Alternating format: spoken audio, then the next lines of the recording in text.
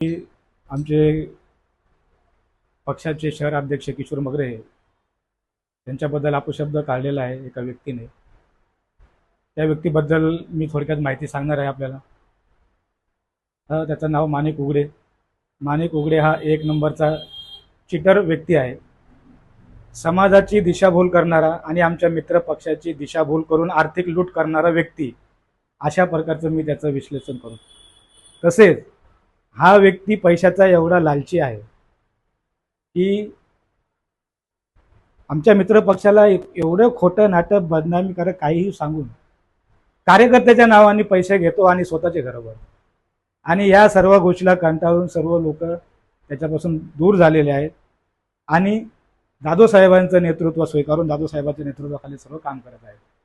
जाधव साहेबाकडे आम्ही आल्याच्या नंतर जाधव साहेबांनी आम्हाला मान सन्मान केला, शहर अध्यक्ष पद दिला.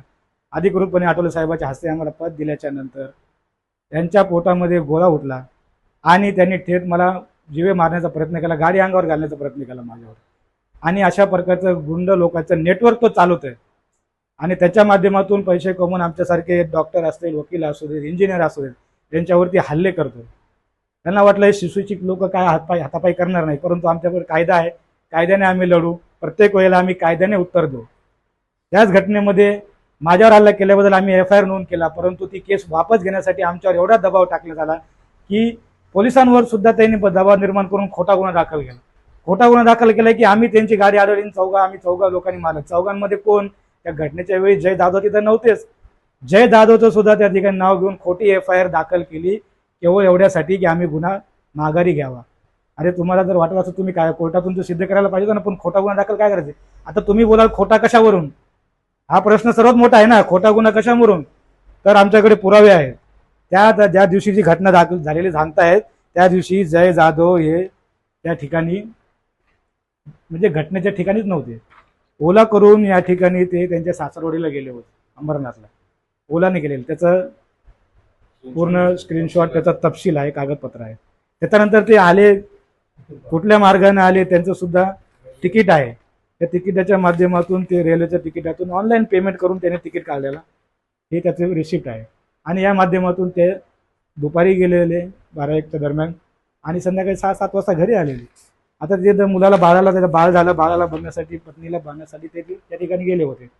म्हणजे विचार करा तुम्ही, असा म्हणजे किती नीचपणा झाला की एखाद्याचं नाव खराब करण्यासाठी. जाधव साहेब प्रतिष्ठित व्यक्ती आहेत आणि त्यांचा मुलगा तर कशातच काय त्याच्यामध्ये नाही, परंतु ते जिल्हा अध्यक्ष झाले आणि जिल्हा अध्यक्षाने आम्हाला शहराध्यक्ष का केलं याच्यामुळे तुम्ही खोटे गुन्हे दाखल करणार? अरे महिला, लहान बाळं आहेत, त्यांच्या भावना काय असतील अशा पद्धतीने. आणि जिल्हा अध्यक्ष एवढे आपले खंबीर नेतृत्व असताना सुद्धा अशा प्रकारचे खोटे गुन्हे दाखल होतात. त्याच्यामुळे आमचं एक तुम्हाला सांगत तात्पर्य आहे की किती हा खोटा व्यक्ती आहे, कशा पद्धतीचा हा गैरवापर करतोय, कशा पद्धतीची दिशाभूल करतोय, पोलीस प्रशासन सुद्धा दिशाभूल करतोय. आणि याच्याबद्दल आम्ही कायदेशीर कारवाई सुरू आहे. त्याच्या विरोधामध्ये 3 तक्रारी ऑलरेडी गेलेल्या. एक आमच्या डॉक्टर साहेबाला किडनॅप केल्याची तक्रार, त्याचं नाव आहे.